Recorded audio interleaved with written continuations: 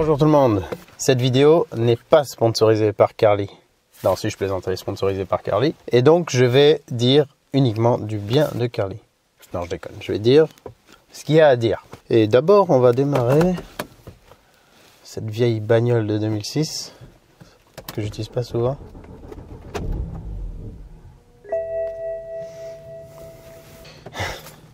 Éthanol. Donc là, même avec le boîtier, elle a calé un coup. Ah oui. Tu pars pas cash là? Pourquoi tu pars pas cash? Ah, la troisième fois. Intéressant. Bon, c'est un autre sujet. Il fait 6 degrés. Quel est ce bruit? Ouh, il y a un bruit chelou.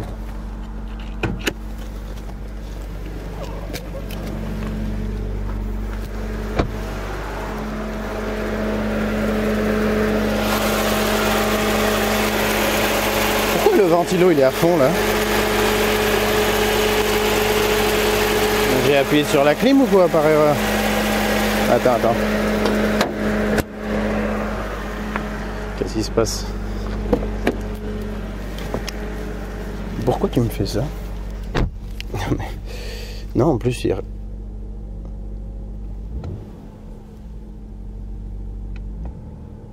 première fois qu'il m'a fait ça. Qu'elle m'a fait ça? Je sais pas du tout pourquoi il a fait ça.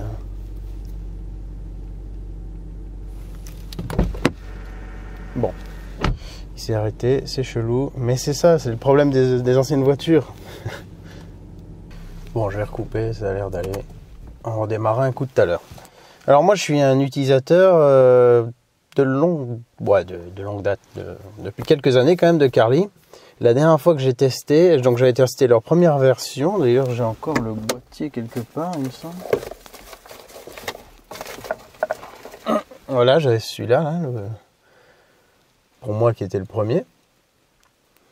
Et après, j'avais l'autre, le plus récent, qui est je ne sais plus trop où, mais qui a normalement la même gueule, si je me souviens bien, que celui-ci.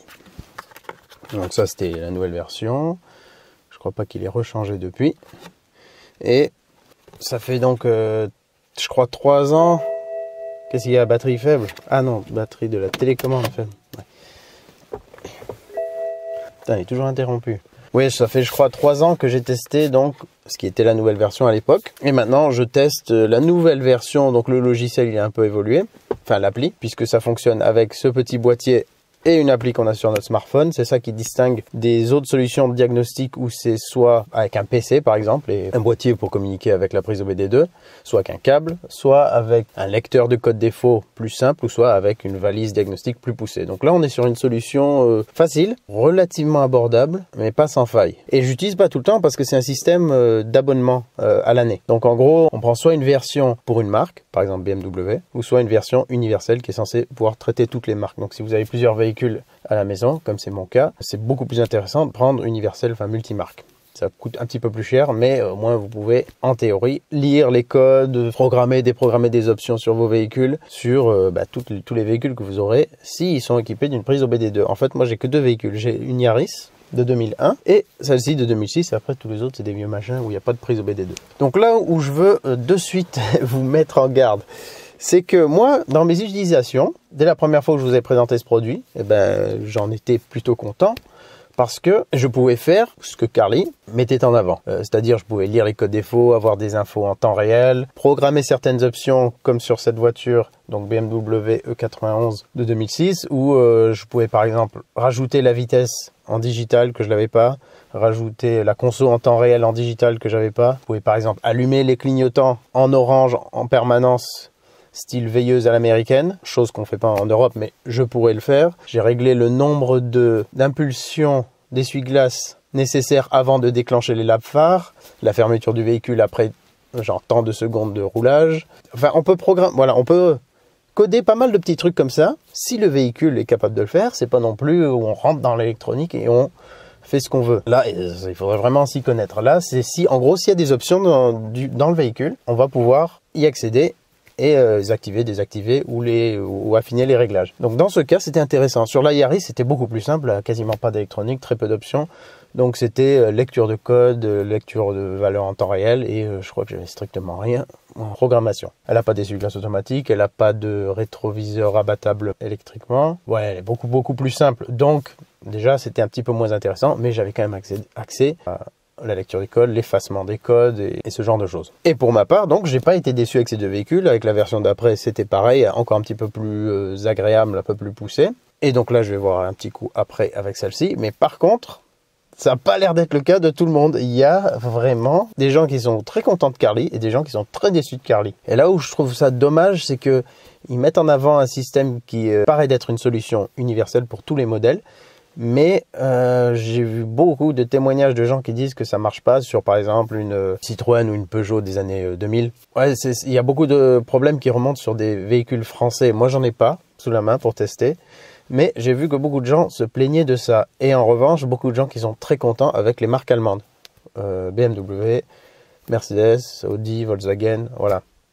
Donc j'imagine aussi Seat, vu que c'est le même groupe. Donc ça a l'air d'être une solution qui est quand même vraiment au point. Et j'ai mis des réserves parce que moi j'ai testé que sur des véhicules assez anciens et que les miens. Donc je peux pas du tout parler pour tous. D'ailleurs, des fois quand vous me posez des questions en commentaire, est-ce que je peux coder tel truc ou activer telle fonction sur mon véhicule? Je peux pas vous dire parce que j'ai aucune idée de ce qui est possible de faire sur votre véhicule. Moi, j'ai vu que ce qui est sur le mien, et encore, il y avait déjà beaucoup de choses à voir. Donc, c'est pas la loterie, mais c'est délicat. J'ai l'impression qu'on peut être vraiment déçu si on a un véhicule qui ne va pas pouvoir exploiter Carli, ou plutôt l'inverse. Et ça, j'ai l'impression que leur base de données n'est pas encore à jour. Alors là, où je sais pas s'ils font une erreur, moi, c'est pas moi qui fais le marketing, mais ils mettent, je trouve, trop en avant le fait d'avoir quelque chose d'universel multimarque, alors que peut-être sur les tout derniers véhicules français ça marche nickel, j'en sais rien, mais que sur les véhicules un peu plus anciens ils n'avaient pas encore assez travaillé la chose. Il y a peut-être sur certains calculateurs que ça fonctionne bien, d'autres pas du tout, et il y a des gens qui ont acheté le boîtier, l'appli. D'ailleurs, si vous achetez le boîtier, vous êtes obligé d'acheter le boîtier pour pouvoir faire des tests, mais vous n'êtes pas obligé d'acheter l'appli. Vous pouvez installer l'appli démo et déjà voir si ça vous mène quelque part. Si vous avez l'impression avec la version démo que déjà il va rien avoir de plus, ça sert à rien d'aller plus loin. Donc voilà, les gens qui ont acheté le pack complet et qui n'ont obtenu aucune donnée, forcément vous êtes extrêmement déçus et c'est tout à fait normal.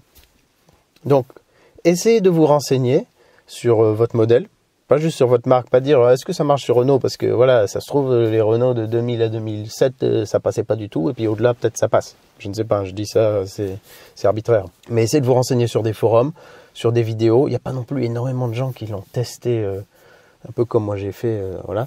Donc, il faut, au moins sur des forums, voir si vous arrivez, si vous tombez sur vraiment trop de gens qui n'ont pas eu de succès avec ça pour leur modèle, il y a de grandes chances que vous n'ayez pas mieux. Et en revanche, si les gens disent oui, bon, ça fonctionne bien pour moi, vous pouvez envisager cette solution, qui est quand même intéressante en termes de prix. En fait, le rapport prix-facilité, il est bien si le véhicule va délivrer à cette donnée. Si on peut bien accéder au calculateur et tout, ça va être assez simple parce que c'est quand même beaucoup moins cher qu'une valise. C'est à peu près au même prix qu'un appareil diagnostic, lecteur de code défaut et mise à zéro de vidange et ce genre de truc, qui va pas pouvoir faire plus, alors que Carli va pouvoir faire ça. Et aussi éventuellement coder des options si vous avez la possibilité de le faire sur votre véhicule. C'est un peu délicat, c'est pour ça que je peux pas vous dire allez-y les yeux fermés, ça va gérer pour vous.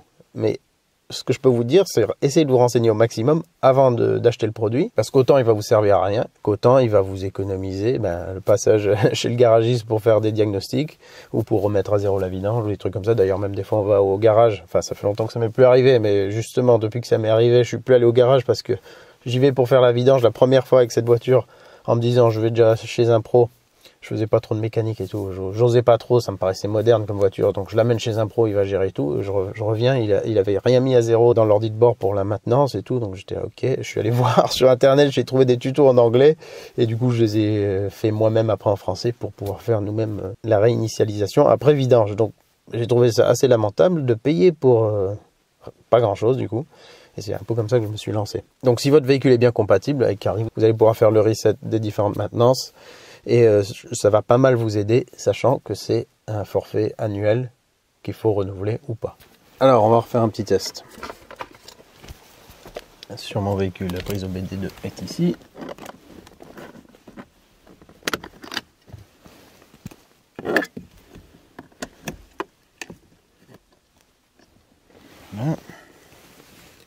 Je vais lancer l'appli. Donc j'ai pas... L'autre jour j'ai juste lancé pour voir si elle marchait ou s'il fallait que je télécharge une nouvelle. Donc bon, ça c'est une F31 ça, mais c'est pas une E91. Mais bon, en tout cas il a... Je crois qu'il a gardé en mémoire mon modèle. Là j'ai pas mis le contact, donc est-ce que... Ah oui, il faut que je fasse connecter. Allumer le moteur, on va allumer. Le Bluetooth non n'est pas activé.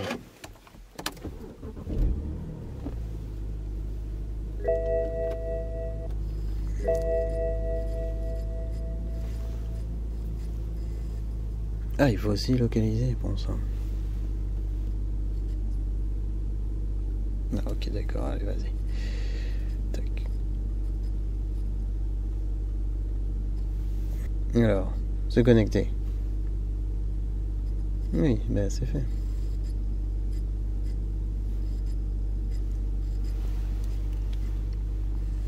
Comment je peux pas avoir trop de reflets, c'est toujours galère.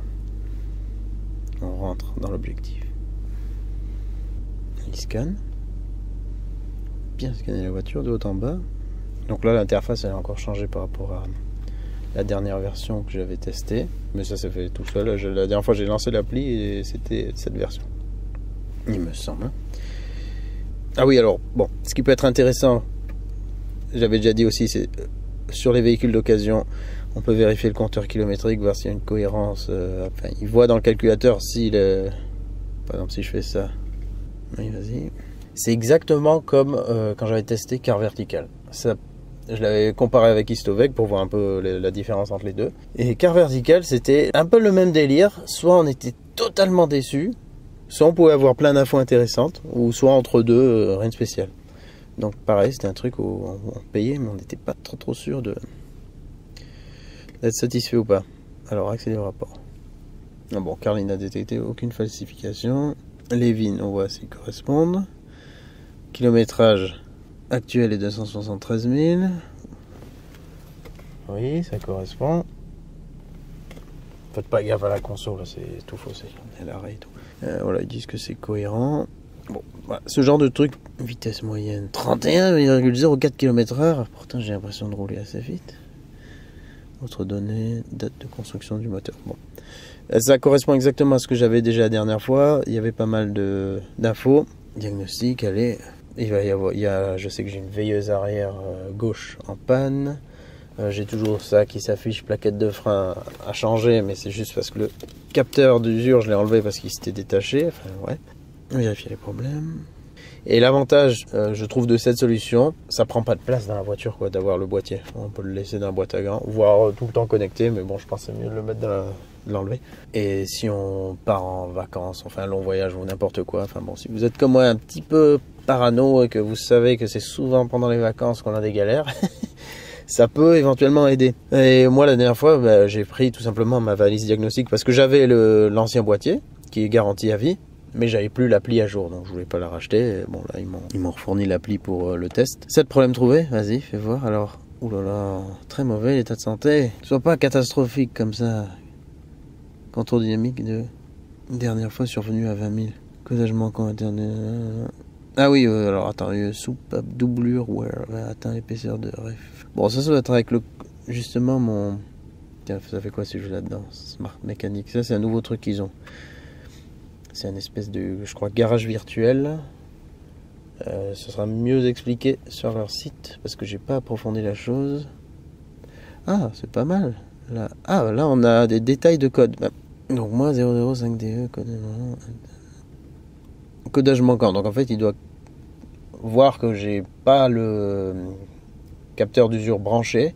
Donc il n'a pas le code qui l'intéresse pour savoir que ça fonctionne bien. Machin. Parce que ces capteurs d'usure, il faut les changer à chaque remplacement de plaquette. Sinon, il ne veut pas considérer qu'on a changé les freins. Donc il doit avoir un petit code dedans. Et si le code n'a pas changé, voilà. C'est le genre de truc que j'aime pas. Bon, je vais pas rentrer dans les détails, mais je vois que j'ai ce genre de problème. Système audio de navigation électronique. Oui, ça c'est vrai que j'avais des soucis de fil dans le haillon arrière, donc il y a des grandes chances que ce soit lié à ça. téléphone, bon, je m'en fiche. Pareil, on peut avoir plus de détails. Alors ça, ouais, j'avais pas vu avant, mais c'est pas mal dans le sens où il y a l'air d'avoir beaucoup plus de détails sur les pannes, sur les codes et sur éventuellement comment les réparer nous-mêmes. Platine CD. Ah, mais ça c'est vrai, mon lecteur DVD il fonctionne plus. Diagnostic de rupture de l'anneau. Ah non, une rupture de l'anneau c'est douloureux. Ah non, de Dieu. Ah, ça serait donc un truc pété. Moi je croyais, parce que j'ai un DVD gravé qu'un abonné m'avait envoyé. Un DVD de navigation. Et effectivement, il considère qu'il n'y en a pas. Donc il faut que je retrouve mon DVD d'origine. Mais là, il semble dire que c'est un problème physique. Voilà. Bah ça, par exemple, c'est marrant, la valise diagnostic, launch que j'ai, elle me dit pas ce genre de problème, par exemple. Ou c'était tellement obscur que j'ai pas du tout compris que c'était lié à ça. Là, ça a l'air d'être plus poussé. Ouais, bon, alors en tout cas, état très mauvais. C'est ça qui est bon, données live. Attendez, la dernière fois, il me semble qu'il était beaucoup moins traduit. Ouais, il me semble que c'était une critique que j'avais fait, qu'il n'était pas... Là, ça a l'air d'être bien en français. Donc ils ont dû améliorer ça entre-temps. Apparemment, il m'afficherait ici s'il y avait un souci avec les données en temps réel. Donc par exemple, je sais pas moi, des ratés d'allumage ou carrément un cylindre qui ne tournerait pas, ou un problème de richesse, genre avec l'éthanol, un truc comme ça. Contrôle du mélange par exemple. Je sélectionne ça et il devrait me les montrer en temps réel. Comment c'est la surveillance?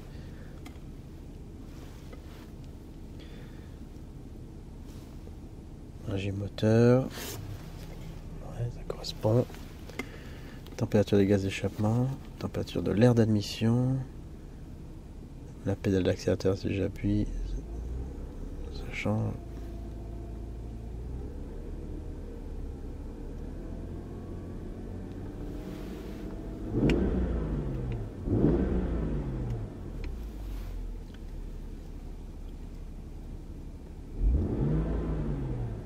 Voilà. Bon, voilà, ça c'est des trucs que je trouvais intéressants. Fonctionnement du moteur. Niveau d'huile. Tiens, niveau d'huile, on va voir si ça correspond à ce que j'ai affiché. Huile kilomètre. Ah, mais niveau d'huile, j'ai peut-être pas assez attendu.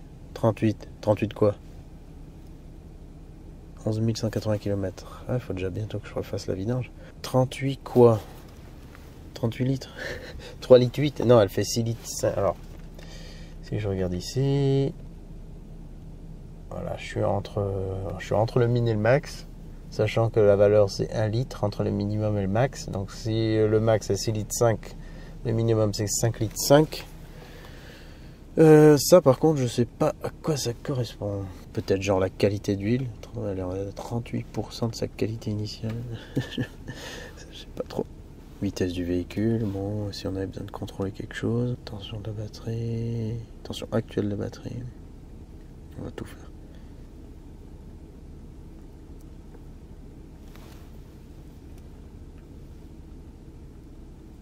Il est pas content. Pourquoi t'es pas content comme ça? Quoi, l'alternateur et le régulateur il déconnerait un peu?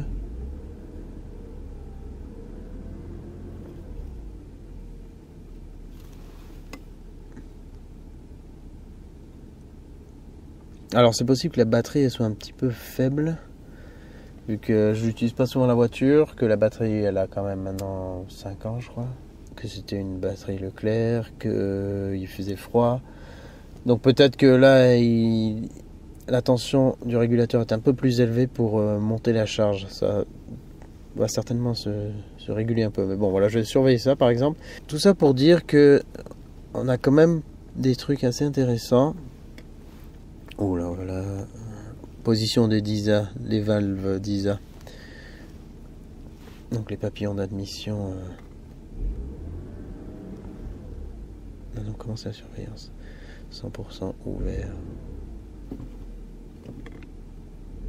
100% ouvert. Il me semble pas que c'est censé être 100% ouvert. Au ralenti comme ça. pompe à eau. Pompe à eau électrique, est-ce que ça varie en fonction du régime? Peut-être pas à ce stade, donc c'est froid.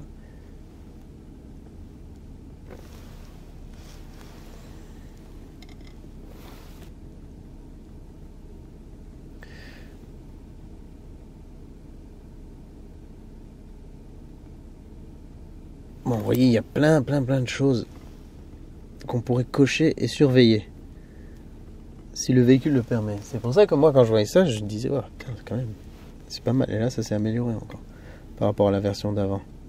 Ah, mais il y a trop de trucs. Alors là, on pourrait rechercher. Ça, c'est très important à savoir, l'adaptation du point d'ouverture de la soupape d'aération du réservoir.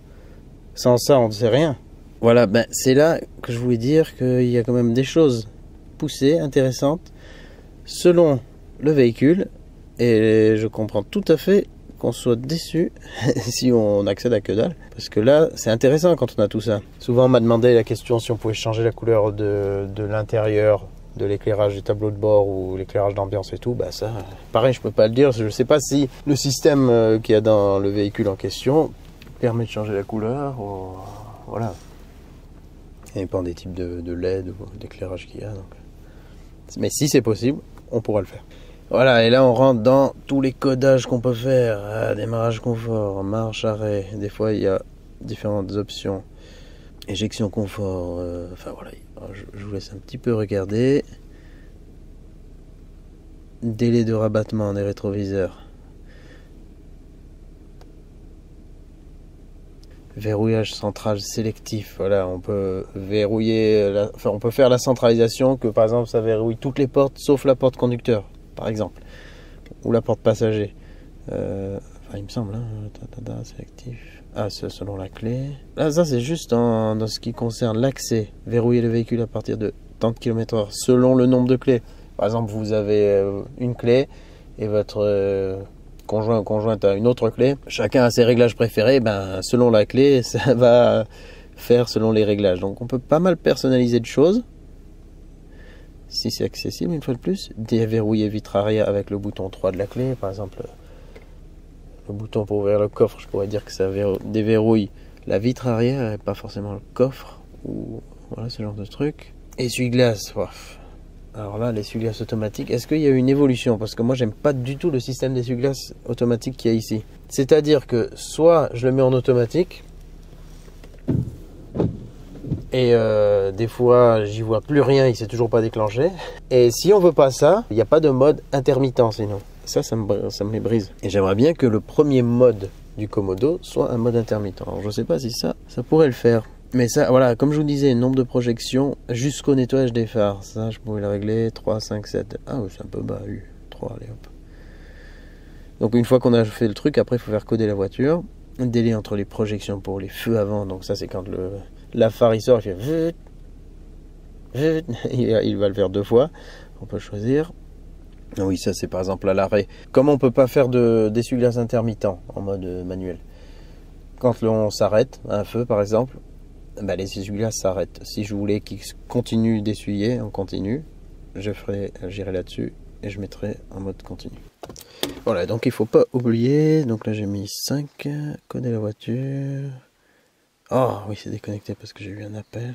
Bon, vous avez compris. Et là, par exemple, si je voulais vous montrer tout ce qu'il y avait sur BMW de cette génération, ben, on aurait du temps à passer. Mon portable, c'est bon, il est pas récent, il est pas très puissant. C'est un Xiaomi Redmi Note 7. Et ça a l'air assez réactif, relativement rapide quand même. Je pourrais afficher une sauvegarde de codage. Ça c'est intéressant, il fait normalement à chaque fois des sauvegardes avant qu'on intervienne. Comme ça au pire, si on avait fait une connerie, on peut revenir en arrière. Donc, nombre jusqu'au nettoyage des phares, 5. Je veux pas non plus que tu me vides le lave-glace à chaque fois que je nettoie les phares. Non, même plus, je vais mettre 7. Tac, coder la voiture. Attention à faire... Ah, bah donc j'ai bien la batterie qui est faiblarde. Là par exemple, il me donne des conseils. Faudrait que je la recharge un coup.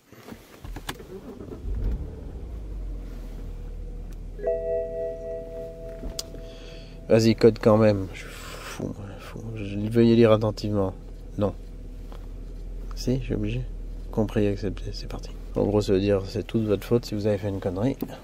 Donc vous n'aviez qu'à ne pas le faire. Bon, après, je vais pas tester les essuie-glaces, mais surtout qu'à l'arrêt, ça fait des trucs différents qu'en roulant, il me semble. C'est ça qu'avec l'électronique, on sait jamais trop ce qui se passe. Nous avons préparé un guide. Ah, ok. Bon, c'est certainement parce que j'ai démarré en cours de route. En cours de codage. Je fais des tresses doubles. Genre, il fait clac, clac, clac, clac. Voilà, on peut faire des trucs de ce genre. Un fichier à force de freinage. J'ai ça. Selon comment j'appuie, c'est de plus en plus intense. Après, je me suis jamais moi-même en voiture, donc je ne sais pas. Ouais, bah vous voyez, il y a plein de trucs qu'on peut faire, quoi. Enfin, disponible. Après, est-ce que ça fonctionne? Je ne sais pas. Ouais, par exemple, feu de position latéraux USA. Ça, on peut l'activer. Je crois pas que c'est légal en France, mais voilà. Oh là là, ouais, il y a plein de surveillance tension, de feu de recul, marche. Ah, ça, on peut désactiver.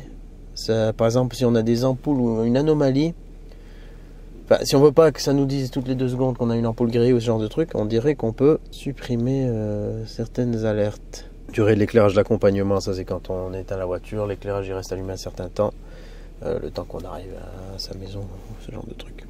C'est pratique, moi j'aimais bien l'avoir ça, en tout cas où j'habitais avant, c'était beaucoup plus sombre et c'était pratique. Bon, ben voilà, c'est pour vous montrer qu'il y a beaucoup de choses dans un véhicule compatible, même s'il est relativement ancien. Et j'ai l'impression qu'ils ont amélioré... voilà, il y a des guides de réparation, prédiction, service entretien. Ah, ça c'est un exemple, faut peut-être un forfait payant. Je suis pas sûr. Ça, on était dedans. Données en temps réel, on a vu. VS, on a vu. Ouais, donc ça peut être une solution complète que j'apprécie bien. Il faut affiner votre recherche pour savoir si votre véhicule sera satisfaisant ou pas avec Carly. Ah, c'est bon les véhicules sans trop d'électronique. Et japonais. Et fiable. Et t'as bon. Bon, par contre, il a mis un temps fou à scanner. Coder. Ben, il n'y a rien à coder. Enfin, quand on essaye de coder, il dit qu'il y a un problème. Mais je pense pas. Il y a tout simplement rien à coder. Batterie. Bon, bah, batterie. Ah, on peut activer la surveillance. Et j'ai pas tout à fait les mêmes infos, j'ai l'impression qu'avec la BM. Donc là, par exemple, on laisserait le boîtier branché tout le temps. Ouais, il est en dessous là. Et ben, on pourrait avoir des données permanentes sur l'état de la batterie. Bon, ça sert pas à grand chose, mais en tout cas, de la diagnostiquer de temps en temps, surtout en hiver. Là, le moteur tourne, donc bon, c'est un peu faussé.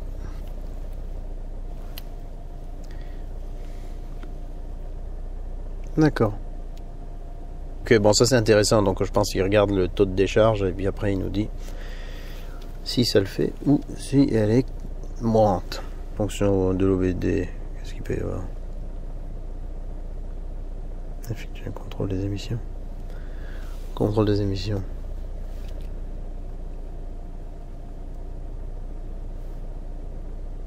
Ah oui, il est connecté.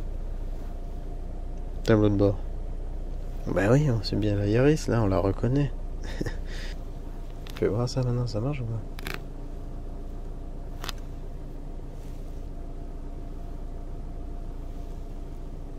Bon, voilà, il peut faire un petit test d'émission comme ça.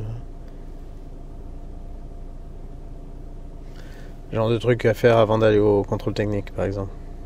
Données live. Et là, on a les paramètres qu'on peut ajouter. Donc là aussi, ça a une autre gueule que l'autre. Par exemple, qu'on disait pour l'éthanol.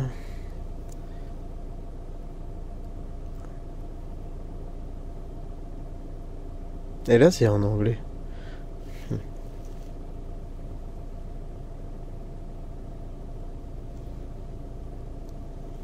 Voilà.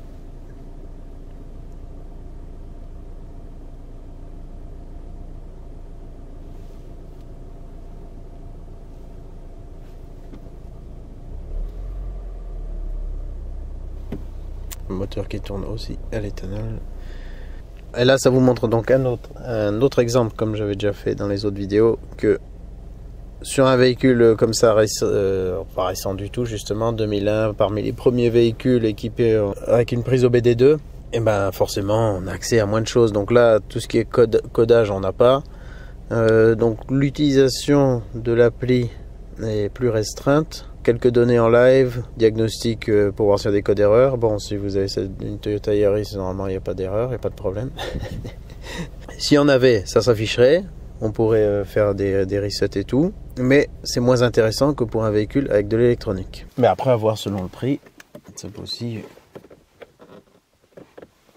être intéressant de scanner le véhicule, voir s'il y a des codes avant de l'amener au garage. Enfin, si voilà, si vous sentez de faire un peu de la mécanique, des entretiens vous-même éventuellement, le fait de pouvoir lire les codes erreurs peut vous économiser de l'argent pour plus tard. Donc ça, c'est à voir selon votre budget, selon le tarif de votre garage. Mais en principe, c'est quand même assez vite rentabilisé.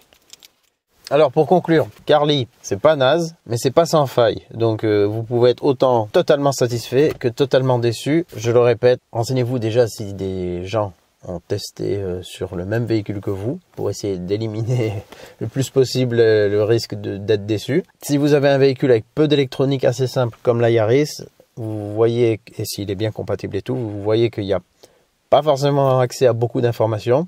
Donc à voir si vous trouvez que ça vaut le coup par rapport au tarif de l'appli.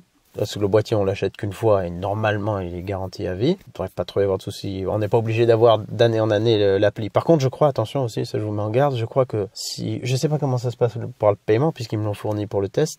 Si vous l'achetez, évitez peut-être le genre prélèvement automatique ou ce genre de truc. Je sais pas comment ça se passe au niveau du paiement, mais faites gaffe des fois que ça vous renouvelle pas automatiquement d'année en année si vous en avez pas forcément besoin. Vaut mieux l'utiliser un an et puis après si vous en avez pas besoin, vous réactivez pas. Et si un coup vous avez de nouveau des lectures de code, des diagnostics, des resets à faire, là vous pouvez reprendre l'appli et vous repérez que l'appli. Vous avez vu qu'aussi que sur un véhicule avec beaucoup d'électronique, en fait plus il y aura d'électronique, plus il y aura d'options et plus il y aura à faire.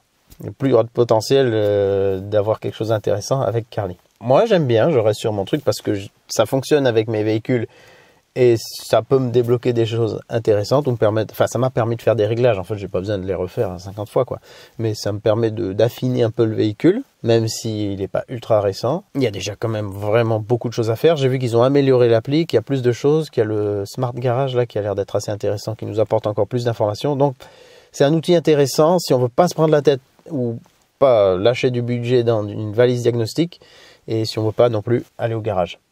Je pense que c'est une bonne solution intermédiaire. En tout cas, si ce produit vous intéresse et que vous êtes bien renseigné si ça va sur votre véhicule, dans la description, normalement, je crois que j'aurai un code promo. En tout cas, si j'en ai un ou s'ils m'en fournissent un au cours de quelques temps après, en cours d'année, des fois, ils font des promos. J'essaye de le rajouter dans les vidéos que j'ai fait sur Carly. Comme ça, vous pouvez en profiter. Donc, regardez dans la description de la vidéo. Et puis, si vous avez été déçu de ça, je suis vraiment navré pour vous. En tout cas, moi, je veux pas que vous soyez déçus. Si vous avez une BM de la génération E90, je pense pas que vous serez déçus. Après, pour les autres, essayez de voir s'il n'y a pas d'autres youtubeurs qui l'ont testé, ou des gens, pas forcément des youtubeurs, n'importe qui aurait pu le tester sur des forums, sur d'autres plateformes d'échange. Ça limitera le risque d'être déçu. Et petite parenthèse, c'est pas parce qu'on a une valise chère qu'on ne sera pas forcément déçu. Et là, c'est plutôt dans l'autre sens que des fois, on n'arrive pas bien à interpréter les informations qu'il y a, ou c'est trop poussé, ou on ne sait pas si on va coder un truc, si ça va tout foutre en l'air.